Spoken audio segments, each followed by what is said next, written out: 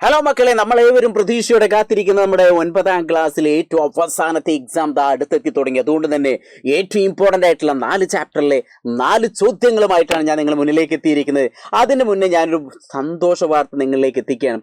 നമ്മൾ ഈ ഒരു മാസം കഴിഞ്ഞ പിന്നെ 10ാം ക്ലാസ്സിലേക്കാണ്. 10ാം ക്ലാസ്സിൽ എത്തിക്കഴിഞ്ഞാൽ ഇതേപോലെ ലാസ്റ്റ് സമയത്തുള്ള പഠിത്തൊന്നും പോരാ, പകരം എന്ത് ചെയ്യണം, ഏറ്റവും ആദ്യം മുതലേ എന്ത് ചെയ്യണം, ബേസോട് കൂടി പഠിച്ചു തുടങ്ങണം.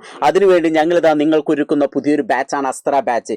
ഈ അസ്ത്ര ബാച്ചിൽ ഇപ്പോൾ ജോയിൻ ചെയ്യുന്ന ആളുകൾക്ക് ഇപ്പോൾ ജോയിൻ ചെയ്യുകയാണെങ്കിൽ എജു ഫസ്റ്റ് ഓഫർ ഉണ്ട്. ആ ഓഫറോട് 10% എന്ത് ചെയ്യാം, 10%തോടുകൂടി നിങ്ങൾക്ക് ഇതിനകത്ത് ജോയിൻ ചെയ്യാം. ഇനി അതിലും ശ്രദ്ധിക്കേണ്ട ഒരു കാര്യം എന്ന് പറഞ്ഞാൽ, ഞങ്ങൾ ഇപ്രാവശ്യം 3 തരത്തിലുള്ള ബാച്ചുകളാണ് നിങ്ങൾക്ക് പ്രൊവൈഡ് ചെയ്യുന്നത്. അതിൽ ആദ്യത്തെ ബേസ് ആയിട്ടുള്ള ഒരു പ്ലാനാണ്. അതിന് ഏകദേശം ഈ ഒരു റേറ്റ് വരുള്ളൂ. അതിനകത്ത് നമ്മളെ സാധാ ക്ലാസ്സുകളും അതിൻ്റെ ലൈവ് ക്ലാസ്സുകൾ മാത്രമേ കിട്ടുള്ളൂ. പക്ഷേ നിങ്ങൾക്ക് ഒന്നുകൂടി എന്ത് ചെയ്യണം, അടിപൊളിയാക്കണം തോന്നുകയാണെങ്കിൽ നമ്മൾ അടുത്തൊരു ബാച്ചാണ് അസ്ത്രയുടെ ഇൻഫിനിറ്റി ബാച്ചിന്റെ പ്രത്യേകത എന്ന് വെച്ചാൽ അതിനകത്ത് നിങ്ങൾക്ക് പേൾ വീഡിയോ ഉണ്ടായിരിക്കും. അതേപോലെ തന്നെ ആ ലാസ്റ്റ് സമയത്തുള്ള മൈൻഡ് മാപ്പ്, അതല്ലെങ്കിൽ ഇതിലേക്ക് നോക്കി ഞങ്ങൾക്ക് കാണാൻ പറ്റും എന്തായിട്ട് ഇൻസ്റ്റാൾ ചെയ്യണം, മൈൻഡ് മാപ്പ്, ഫോർമുല ഷീറ്റ്, അതേപോലെ തന്നെ വർക്ക് ഷീറ്റ്, ഇങ്ങനെയുള്ള കാര്യങ്ങളൊക്കെ അതിനകത്ത് ജോയിൻ ചെയ്യാം. പക്ഷെ മൂന്നാമത്തെ ഒരു ബാച്ച് ഉണ്ടല്ലോ, അതായത് നിങ്ങൾ 10ാം ക്ലാസ്സിലേക്ക് എത്തി +1 +2 എത്തുമ്പോൾ ജെഇ നീറ്റ് പോലുള്ള വലിയ എക്സാം ഒക്കെ എഴുതണമെങ്കിൽ ഇപ്പോഴേ നിങ്ങൾ എന്ത് ചെയ്യണം, കോച്ചിങ് തുടങ്ങണം. അതിനുവേണ്ടി നിങ്ങൾക്ക് ഒരു ഫൗണ്ടേഷൻ, അതായത് നമ്മളൊരു ഫാൽക്കൺ ബാച്ച് ഒക്കെ ഇൻക്ലൂഡ് ചെയ്യുന്നതാണ് നമ്മളെ ഏറ്റവും അവസാനത്തെ ഇൻഫിനിറ്റി പ്രോ ബാച്ച് എന്ന് പറയുന്നത്. അപ്പോൾ നിങ്ങൾക്ക് ഇതിൽ ഏത് ബാച്ചും ആണെങ്കിൽ ജോയിൻ ചെയ്യാം. അസ്ത്രയുടെ ബേസ് പ്ലാൻ ഉണ്ട്, അതേപോലെ തന്നെ ഇൻഫിനിറ്റി പ്ലാൻ വരുന്നുണ്ട്, പിന്നെ ഇൻഫിനിറ്റി പ്രോ പ്ലാൻ വരുന്നുണ്ട്. ഇൻഫിനിറ്റി പ്രോ പ്ലാൻ ആകുമ്പോൾ അതിനകത്ത് നിങ്ങൾ ശ്രദ്ധിക്കുക, നിങ്ങൾക്ക് ജെഇ നീറ്റ് പോലുള്ള എക്സാം ഇപ്പോഴേ നിങ്ങൾക്ക് എന്ത് ചെയ്യാം, ബേസോട് കൂടി പഠിച്ചു തുടങ്ങുക. അതൊക്കെ ഞങ്ങൾ സെറ്റാക്കി തരും.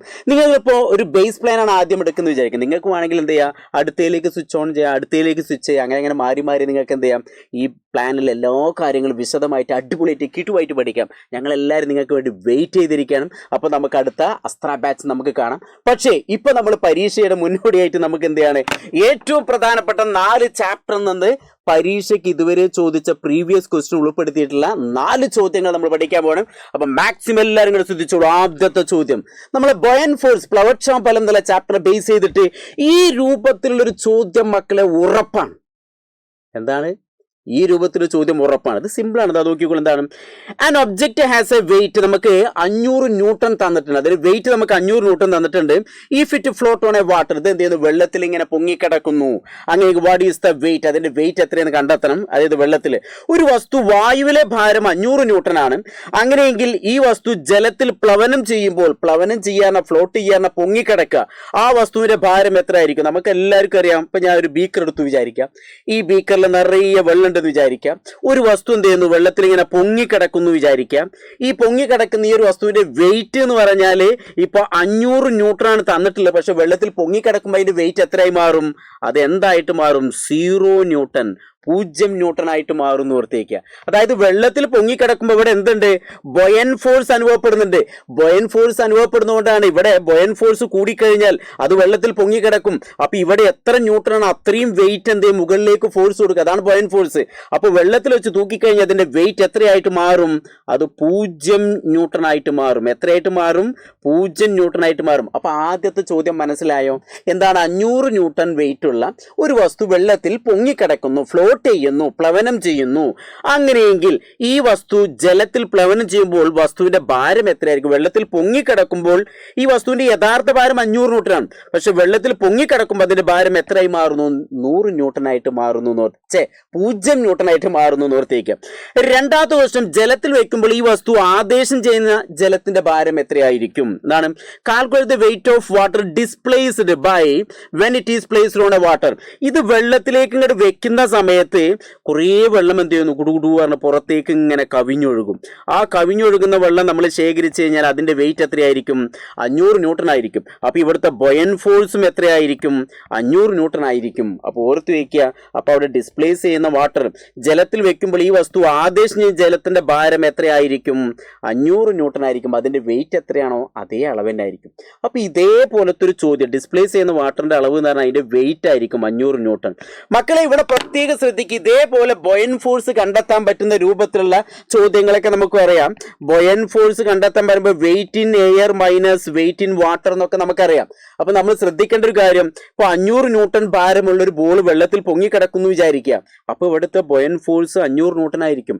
അപ്പൊ ഒരു സ്പ്രിംഗ് ബാലൻസ് വെച്ച് തൂക്കി കഴിഞ്ഞാൽ വെയിറ്റ് 0 ന്യൂട്ടൺ ആയി മാറും.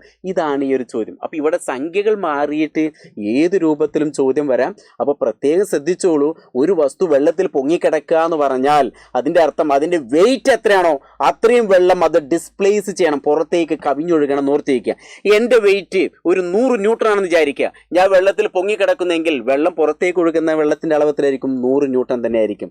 അപ്പൊ അങ്ങനെയൊക്കെ ജസ്റ്റ് ഓർത്തേക്ക്. ഇതാണ് നമ്മളെ ബൊയൻ ഫോഴ്സുമായി ബന്ധപ്പെട്ട ഒരു ചോദ്യം. ഇനി അടുത്ത നമുക്ക് ഇലക്ട്രിക് കറണ്ട് എന്നുള്ള ചാപ്റ്ററിന് ബേസ് ആയിട്ട് ഇമ്പോർട്ടന്റ് ആയിട്ടുള്ള മറ്റൊരു ചോദ്യമാണ്. ഇങ്ങനെ ഒരു ചിത്രം തന്നിട്ട് ഇതിനെ ബേസ് ആയിട്ടുള്ള ചോദ്യം വരും. ഈ ചിത്രത്തിന്റെ പേരെന്തെങ്കിലും ഒന്ന് കമന്റ് ചെയ്യാൻ പറ്റുമോ? ഒന്ന് പോസ് ചെയ്തിട്ടൊന്ന് ആൻസർ മനസ്സിൽ പറയാൻ പറ്റുമോ? എന്താണ് ഇതിന്റെ പേര്? നിങ്ങൾ പല ആളുകളും മനസ്സിൽ പറയണം, അതന്നെയാണ് ഇതിന്റെ പേര്. എന്താണ്? റിയോസ്റ്റാറ്റ് എന്നാണ് ഇതിന്റെ പേര്. ഇതിന്റെ പേരെന്താണ്? റിയോസ്റ്റാറ്റ്. ഇതിന്റെ ഒരു സിമ്പലും കൂടി, പ്രതീകം കൂടി ഓർത്ത് വയ്ക്കുക. എങ്ങനെ വരച്ചാൽ പ്രതിരോധമാണ്. പക്ഷെ അതിന്റെ മുകൾ ഭാഗത്ത് നിന്ന് ഇങ്ങനെ ഒരു ആരോ മാർക്ക് കൊടുത്താൽ അതിനെ നമ്മൾ റിയോസ്റ്റാറ്റ് എന്നാണ് പറയുന്നത്. എന്താ പറയുക? റിയോസ്റ്റാറ്റ്. ഈ റിയോസ്റ്റാറ്റിൽ ഇവിടെ ഒരു ചെറിയൊരു ബോക്സ് ഉണ്ടല്ലേ, ഇതിങ്ങനെ സ്ലൈഡറാണ്. ഇത് അങ്ങോട്ടും ഇങ്ങോട്ടും ഇങ്ങനെ നീക്കാൻ പറ്റും. ഇങ്ങോട്ട് നീങ്ങുമ്പോൾ ലെങ്ത് കുറയും, അപ്പോൾ റെസിസ്റ്റൻസ് എന്ത് ചെയ്യും? കുറയും. ഇനി ഈ സൈഡിലേക്ക് പോകുമ്പോൾ ലെങ്ത് കൂടും, അപ്പോൾ റെസിസ്റ്റൻസും എന്ത് ചെയ്യുന്നു? കൂടുന്നു. അപ്പോൾ ആ ഒരു തത്വം ഉപയോഗിച്ചിട്ടാണ് ഇങ്ങോട്ട് പോകുമ്പോൾ ലെങ്ത് എന്ത് ചെയ്യുന്നു? കുറയുന്നു, അപ്പോൾ റെസിസ്റ്റൻസും കുറയുന്നു. ഈ സൈഡിലേക്ക് പോകുമ്പോൾ ലെങ്ത് കൂടും, അപ്പോൾ റെസിസ്റ്റൻസും കൂടും. ഈ ഒരു തത്വം ഉപയോഗിച്ചിട്ടാണ് ഇത് വർക്ക് ചെയ്യുന്നത്. അതുകൊണ്ട് തന്നെ ഇതിന്റെ പേര് നെയിം ദ ഇൻസ്ട്രുമെന്റ് അല്ല, ഇവിടുത്തെ name the instrument depicted above എന്ന് പറയുന്നത്. മുകൾ കൊടുത്ത ചിത്രത്തിന്റെ പേരെന്താന്ന് വെച്ചാൽ നിങ്ങൾക്ക് അറിയാം, അത് റിയോസ്റ്റാറ്റ് ആണ്. എന്തായിരിക്കണം? റിയോസ്റ്റാറ്റ് എന്ന് ഓർത്തിരിക്കാം. അപ്പൊ മുകൾ ചിത്രീകരിക്കുന്ന ഉപകരണത്തിന്റെ പേര് നൽകുക. ഈ ഉപകരണം രൂപകൽപ്പന ചെയ്തിരിക്കുന്ന തത്വം, ഇതിന്റെ തത്വം എന്ന് പറഞ്ഞാൽ തന്നെ ഓർത്തു വയ്ക്കുക. എന്താണ്? ലെങ്ത് കൂടിക്കഴിഞ്ഞാൽ, ലെങ്ത് അതായത് നമുക്ക് ഓൾറെഡി അറിയാം റെസിസ്റ്റൻസ് ഡയറക്ട്ലി പ്രൊപ്പോർഷണൽ ലെങ്ത് എന്ന് പറയാം. അപ്പൊ ആ ഒരു തത്വം ഉപയോഗിച്ചിട്ടാണ് ഇത് വർക്ക് ചെയ്യുന്നത്. ജസ്റ്റ് ഒന്ന് ഓർത്തു വയ്ക്കാം. ഇനി എങ്ങനെ for the what purpose of use it in circuit. ഒരു സർക്യൂട്ട് നമ്മളിത് ഉപയോഗിക്കുന്നത് എന്തിനു വേണ്ടിയിട്ടാണ്? അപ്പൊ നമുക്കറിയാം ഒരു സർക്യൂട്ടിൽ എന്താണ്? കറണ്ടിനെ റെഗുലേറ്റ് ചെയ്യാം. റെസിസ്റ്റൻസിന്റെ അളവ് ഇങ്ങനെ വേരി ചെയ്തിട്ട് വ്യത്യാസപ്പെടുത്തിയിട്ട് കറണ്ട് നമുക്ക് റെഗുലേറ്റ് ചെയ്യാൻ വേണ്ടിയിട്ടാണ് നമ്മൾ എന്ത് ഉപയോഗിക്കുന്നത്?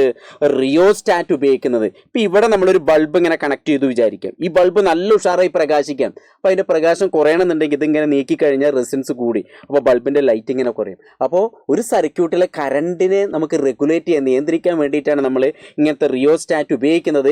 അപ്പോൾ ഐഡിയ മനസ്സിലായല്ലോ? ABC എന്നുള്ള 3 ചോദ്യത്തിന്റെ ആൻസർ മനസ്സിലായോ? അതിന്റെ ആൻസർ ഞാൻ വളരെ ക്ലിയർ ആയിട്ട് ഇവിടെ കൊടുത്തിട്ടുണ്ട്. ജസ്റ്റ് ഒന്ന് പോസ് ചെയ്യുക, എന്നിട്ടൊന്ന് സ്ക്രീൻഷോട്ട് അടിക്കുക, എന്നിട്ട് ജസ്റ്റ് ഒന്ന് വായിച്ചു നോക്കുക. ഇനിയിപ്പോൾ സ്ക്രീൻഷോട്ട് അടിച്ചില്ലെങ്കിൽ കുഴപ്പമൊന്നും വായിച്ചാൽ നിങ്ങൾക്ക് കിട്ടുന്നതാണ്. അപ്പോൾ നമ്മളെ ഇലക്ട്രിസിറ്റി എന്നുള്ള ഭാഗത്ത് റിയോസ്റ്റാറ്റ് എന്നുള്ള ഭാഗം വളരെ ഇമ്പോർട്ടൻ്റ് ആണ്. ലെങ്ത് കൂടിക്കഴിഞ്ഞാൽ റെസിസ്റ്റൻസ് കൂടുന്നു. ആ ഒരു തത്വം ഉപയോഗിച്ചിട്ടാണ് റിയോസ്റ്റാറ്റ് വർക്ക് ചെയ്യുന്നത്. കൂട്ടത്തിൽ അതിൻ്റെ ഒരു സിമ്പലും കൂടി ഓർത്തേക്കുക. റെസിസ്റ്റൻസ് പറയുമ്പോൾ ഇങ്ങനെ വരച്ചാൽ മതി. അതിൻ്റെ മുകൾ ഭാഗത്ത് ഇങ്ങനെ ഒരു ആരോ മാർക്ക് അല്ലെങ്കിൽ ഇങ്ങനെ ഒരു ആരോ മാർക്ക് കണ്ടാൽ അത് റിയോസ്റ്റാറ്റ് എന്ന് ഓർത്തേക്കുക. വേരിയബിൾ റെസിസ്റ്റൻസ് ഇങ്ങനെ വരച്ചിട്ട് ഇങ്ങനെ വരച്ചാൽ വേരിയബിൾ റെസിസ്റ്റൻസ് ആണ്. അപ്പോൾ ഇതിനകത്ത് റെസിസ്റ്റൻസ് എന്ത് ചെയ്യുന്നത്? വ്യത്യാസപ്പെടുന്നുണ്ടെന്ന് ഓർത്തേക്കുക. അതാണ് നമ്മളെ രണ്ടാമത്തെ ഒരു ചോദ്യം പറയുന്നത്. ഇനി മൂന്നാമത്തെ ചോദ്യം എന്ന് പറഞ്ഞാൽ നമ്മളെ സൗണ്ട് എന്നുള്ള ചാപ്റ്ററിനെ ബേസ് ചെയ്തിട്ടുള്ള ചോദ്യമാണ്.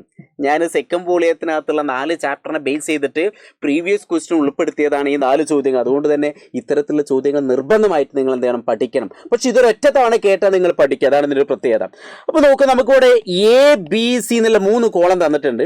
അപ്പോൾ ഇവിടെ മ്യൂസിക്കൽ ഇൻസ്ട്രുമെന്റ്, അതിലെ മെയിൻ പാർട്സ് വൈബ്രേറ്റ് ചെയ്യുമ്പോൾ അപ്പോൾ സൗണ്ട് പ്രൊഡ്യൂസ് ചെയ്യുന്നു. അതോടെ തന്നെ അസോസിയേറ്റ് വിത്ത് വൈബ്രേറ്റിംഗ് പാർട്ട്, അത് ഞാൻ ഇപ്പം ഇങ്ങനെ സംസാരിക്കുന്ന സമയത്ത് സൗണ്ട് പുറത്തേക്ക് അപ്പോൾ വൈബ്രേറ്റ് ചെയ്യുന്നത് അതിൻ്റെ ലിപ്പ്, ചുണ്ടുകൾ വൈബ്രേറ്റ് ചെയ്യുന്നുണ്ട്, നാവുകൾ വൈബ്രേറ്റ് ചെയ്യുന്നുണ്ട്, തൊണ്ടയുടെ ഈ ഭാഗമൊക്കെ വൈബ്രേറ്റ് ചെയ്യുന്നുണ്ട് അല്ലേ? അങ്ങനെയാണ് സൗണ്ട്. അപ്പോൾ ആ സൗണ്ടിനെ അഫക്റ്റ് ചെയ്യുന്ന അല്ലെങ്കിൽ അതിനെ ചേർന്നിട്ടുള്ള അസോസിയേറ്റ് ചെയ്യുന്നുള്ള പാർട്ടുകളൊക്കെ, അത് അനുബന്ധമായി കമ്പനം ചെയ്യുന്ന ഭാഗങ്ങൾ ഏതാണെന്ന് ചോദിച്ചാൽ അതുകൂടി കണ്ടെത്തണം. അത് നമ്മൾ നിർബന്ധമായിട്ട് പഠിച്ചിരിക്കണം. അപ്പോൾ ഇവിടെ ആദ്യം കൊടുത്ത വീണയാണ്. അപ്പോൾ വീണയിൽ കമ്പനം ചെയ്യുന്ന ഭാഗം എന്ന് പറഞ്ഞാൽ നമുക്ക് എല്ലാവർക്കും അറിയാം, വീണയിൽ കമ്പനം ചെയ്യുന്ന സ്ട്രിങ് ആണ്, അതായത് കമ്പികളാണ്. ഏതാണ്? സ്ട്രിങ് ഓർത്ത് വയ്ക്കുക. കമ്പികളാണ് കമ്പനം ചെയ്യുന്നത്. കൂട്ടത്തിൽ അതിൻ്റെ അസോസിയേറ്റ് ചെയ്ത് അതിനോടനുബന്ധമായിട്ട് വീണ ഇങ്ങനെ വായിക്കുമ്പോൾ അതിനോടനുബന്ധമായിട്ടൊരു വുഡൻ ബോർഡ് ഉണ്ടായിരിക്കും. അതേപോലെ തന്നെ അതിൻ്റെ സറൗണ്ടിങ് എയർ ഒക്കെ എന്ത് ചെയ്യുന്നു? വൈബ്രേറ്റ് ചെയ്യുന്നുണ്ട്. ഇപ്പം ഞാൻ സംസാരിക്കുമ്പോൾ എൻ്റെ ഇവിടെയുള്ള വായുവൊക്കെ എന്ത് ചെയ്യുന്നുണ്ട്, വൈബ്രേറ്റ് ചെയ്യുന്നുണ്ട്. അതാണ് നമ്മൾ മനസ്സിലാക്കേണ്ടത്. അപ്പോൾ ഈ ഒരു ചിത്രത്തിൽ ജസ്റ്റ് അങ്ങനെ നോർത്ത് വയ്ക്കുക. അപ്പോൾ നോക്കുക, വീണയിൽ കമ്പനം ചെയ്യുന്ന ആരാണ്? സ്ട്രിങ് ആണ്, കമ്പികളാണ്. അപ്പോൾ അതിൽ വുഡൻ ബോർഡും അതേപോലെ തന്നെ സറൗണ്ടിങ് എയർ ഒക്കെ കമ്പനം ചെയ്യുന്നു, വൈബ്രേറ്റ് ചെയ്യുന്നു. ഇനി അടുത്ത ചെണ്ടയിൽ ലെതർ, ഡയഫ്രം, ആ തോലാണ് എന്ത് ചെയ്യുന്നത്, വൈബ്രേറ്റ് ചെയ്യുന്നത്. അപ്പോൾ അവിടെ എയർ കോളം ഇൻസൈഡ് ദ ചെണ്ട എന്ന് പറയുമ്പോൾ നിങ്ങൾക്ക് കണ്ടിട്ടില്ല, ഇങ്ങനെ റൗണ്ട് ഇതിനുള്ളിൽ എയർ ഉണ്ട്. ഈ എയറൊക്കെ വൈബ്രേറ്റ് ചെയ്യും. അതോടൊപ്പം തന്നെ എന്ത് ചെയ്യുന്നു, ഈ വുഡൻ പാർട്ടും എന്ത് ചെയ്യുന്നു, ആ ഒരു വുഡൻ ഫ്രെയിമും എന്ത് ചെയ്യുന്നു, എന്ത് ചെയ്യുന്നു, വൈബ്രേറ്റ് ചെയ്യുന്നു. അതായത് എന്താണ്, മരം കൊണ്ടുണ്ടാക്കിയ ആ ചട്ടക്കൂട് അല്ലേ, മരം കൊണ്ട് ഉണ്ടാക്കിയ ചട്ടക്കൂട് എന്ന് ഓർത്തിരിക്കുക. മരം കൊണ്ടുണ്ടാക്കിയ ചട്ടക്കൂടും എന്ത് ചെയ്യുന്നുണ്ട്, വൈബ്രേറ്റ് ചെയ്യുന്നുണ്ട്. അതേപോലെ തന്നെ എന്ത് ചെയ്യുന്നുണ്ട്, അതിനുള്ളിലെ ചെണ്ടയിലുള്ളിലെ വായുരൂപം, എയർ കോളം, വായും എന്ത് ചെയ്യുന്നുണ്ട്, കമ്പനം ചെയ്യുന്നുണ്ട്. അതായത് ചെണ്ട എന്ന് പറഞ്ഞാൽ ഇങ്ങനെയാണ്, ഇവിടെയും ഡയഫ്രം വെച്ചിട്ടുണ്ടാവും. അപ്പോൾ നമ്മൾ ടട്ട ഇങ്ങനെ അടിക്കുന്ന സമയത്ത് ഇതിനുള്ള എയർ വൈബ്രേറ്റ് ചെയ്യും. അതേപോലെ തന്നെ ഇവിടെ ഒരു വുഡൻ ബോർഡാണ് അല്ലേ, ഒരു മരം കൊണ്ട് ഉണ്ടാക്കിയിട്ടുള്ളൊരു ചട്ടക്കൂടാണ്. ആ ചട്ടക്കൂട് എന്ത് ചെയ്യുന്നുണ്ട്, വൈബ്രേറ്റ് ചെയ്യുന്ന ഓർത്തേക്കുക. അപ്പോൾ സൗണ്ടുമായി ബന്ധപ്പെട്ട് പരീക്ഷയ്ക്ക് ചോദിച്ചൊരു ചോദ്യമാണ്. ഇനി അടുത്ത നമുക്ക് വർക്ക് എനർജിയുമായി ബന്ധപ്പെട്ട ആ ഒരു ചാപ്റ്ററിനെ ബേസ് ചെയ്തിട്ടുള്ള ഒരു ബോക്സ് ടൈപ്പ് ചോദ്യമാണ് തന്നിട്ടുള്ളത്. അപ്പോൾ ഇത്തരത്തിലുള്ള ചോദ്യങ്ങളൊക്കെ നിങ്ങൾ നിർബന്ധമായിട്ട് പഠിക്കണം. പക്ഷേ ഇതൊരു ഒറ്റ തവണ കണ്ടാൽ നിങ്ങൾ പഠിക്കുന്നു. അതായത് ഇംഗ്ലീഷ് മീഡിയം ഇവിടെ സെറ്റാണ്. അതായത് കംപ്ലീറ്റ് ദ ഫോളോയിങ് ചാർട്ട്. ഈ ഒരു ചാർട്ട് കംപ്ലീറ്റ് ചെയ്യാൻ പറഞ്ഞാൽ യാന്ത്രികോർജ്ജം. ആ യാന്ത്രികോർജ്ജം നമുക്ക് രണ്ടായി തരംതിരിക്കുന്നു. സ്ഥിതികോർജ്ജം, മറ്റൊന്ന് ഏതായിരിക്കണം, അത് ഗതികോർജ്ജമാണ്. ഏതായിരിക്കണം, കൈനറ്റിക് എനർജി. ഞാൻ ഇപ്പൊ KE എഴുതുള്ളൂ, അപ്പൊ കൈനറ്റിക് എനർജി എന്ന് ഓർത്ത് വയ്ക്കുക. അങ്ങനെയെങ്കിൽ ഇവിടെ നമുക്ക് സ്ഥാനം മൂലം സ്ഥിതികോർജ്ജം രണ്ട് രീതിയിൽ.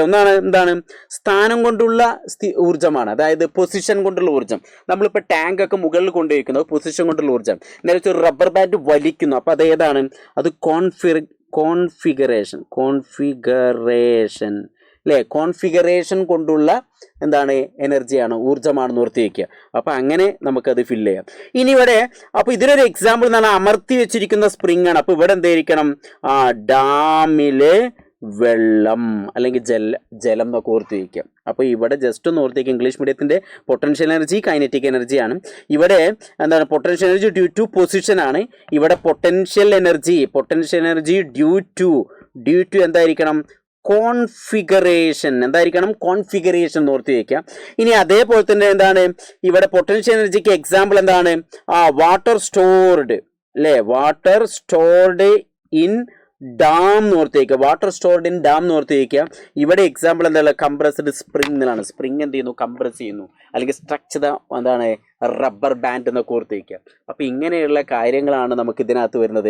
അപ്പോൾ നോക്കി, ഈ ഒരു ചാപ്റ്ററിനെ ബേസ് ചെയ്തിട്ട്, അതായത് 4 ചാപ്റ്ററിനെ ബേസ് ചെയ്തിട്ട് ഇമ്പോർട്ടൻ്റ് ആയിട്ടുള്ള 4 ചോദ്യങ്ങളാണ് ഞാൻ ഇതുവരെ പറഞ്ഞത്. ഈ ചോദ്യങ്ങളൊക്കെ നിങ്ങൾ നിർബന്ധമായിട്ട് പഠിക്കണം. അതോടൊപ്പം ഇനിയും ഒരുപാട് ചോദ്യങ്ങൾ നമുക്ക് ഡിസ്കസ് ചെയ്യാണ്ട്, ചാപ്റ്ററുകൾ കംപ്ലീറ്റ് റിവിഷൻ നടത്താനുണ്ട്. അതൊക്കെ നമ്മൾ എന്ത് ചെയ്തു, വഴിയെ ഓരോ ക്ലാസ്സുകൾ നടത്തും. അപ്പോൾ തീർച്ചയായിട്ടും നിങ്ങൾ എല്ലാവരും അതിനകത്ത് ജോയിൻ ചെയ്യാം. ഷോർട്ട് വീഡിയോകളൊക്കെ കാണുക. നമുക്ക് പരീക്ഷ അടിപൊളിയാക്കണം, കിട്ടുവാക്കണം, പൊളിയാക്കണം, സെറ്റാക്കണം.